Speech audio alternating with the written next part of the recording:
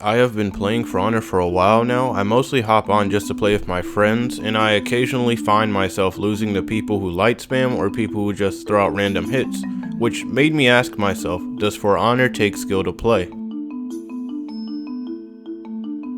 The answer to that question is yes, it does take skill to play For Honor. It takes skill to play any game. It takes skill to play a game as simple as Fall Guys. The question I am really trying to answer is how much skill does it take to play For Honor? Rating how much skill it takes to play a game is going to be hard, but I would try my best by reviewing what skill the game requires of you and how effectively you must use it. The first main skill that For Honor requires of you is hand-to-eye coordination. Now, I know it can be argued that every game requires this skill of you, but For Honor more so than others. After seeing something, it takes the average human 0.25 seconds to react to it. In a game like For Honor, this is crucial because all lights are thrown around 0.50 seconds. Some characters have lights way faster than others, making it hard for those characters to even throw out lights in the first place. When you're getting bombarded by lights, you have to be able to react fast enough to the lights in order to stop the light combo.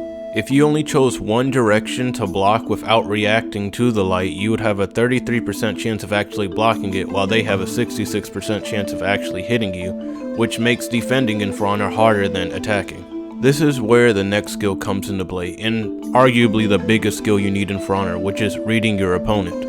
Reading your opponent in For Honor is actually a lot easier than it looks. Characters in For Honor don't have that many combos compared to a game like Tekken where characters have over 100 combos that you can't even dream of remembering. It's easy to remember every character's combos and their play style, and this is where you start reading your opponent. If you were to, let's say, go for an unblockable on an Orochi and feint it, you would most likely think that the Orochi would dash and hit, which is your chance to parry him and get a hard hit in. Another thing that makes reading your opponent so good in For Honor is 50-50s. Almost every character in the game has a 50-50, and if used effectively can end games very quickly. A 50-50 in any fighting game is a move that forces your opponent to choose between one option or the other, and For Honor has many characters that can put you in that situation. For example, when Shaman ends any of her combos with the left hard hit, it becomes an unblockable. The only way to stop unblockables is to parry them or dash away. If you try to parry it or dash away and the Shaman decides to go for a grab, you are stuck in that grab and the Shaman gets a free hard hit.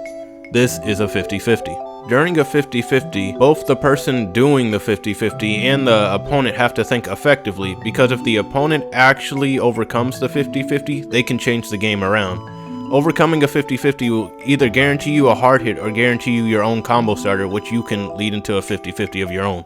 50-50s may sound scary, but you can actually overcome them very easily with the last skill this game requires of you, which is patience. This game is by no means a fast-paced fighting game where you have to memorize a whole bunch of combos, and once you're stuck in a combo, you're stuck in the combo. You can get out of combos or stop combos fairly easy, but it's not just gonna happen like magic. You need patience. You need to understand that you cannot just press random buttons in this game and you'll get somewhere.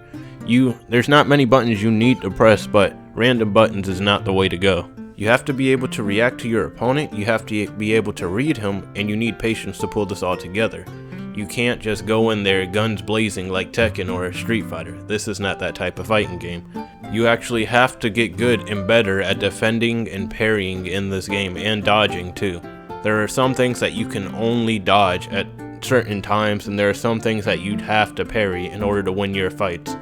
If you don't learn these things, then there's no way you could be a really high or play at a high level in this game. Now, having said all this, how much skill does it take to play For Honor?